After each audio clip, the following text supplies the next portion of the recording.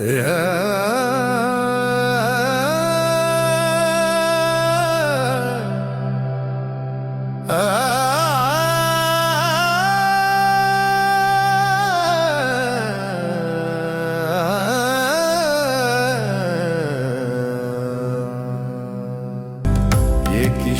ವೇದನೆ,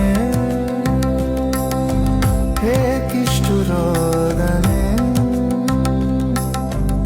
ಕರ್ಮ ಸಂಪಾದನೆಯಿಂದ ಸ್ಪಂದನೆ, ಭವಲೋಕದಿ ತಪ್ಪದು ನಿಂದನೆ ಗೌರಿವರ, ಭವಲೋಕದಿ ತಪ್ಪದು ನಿಂದನೆ ಗೌರಿವರ.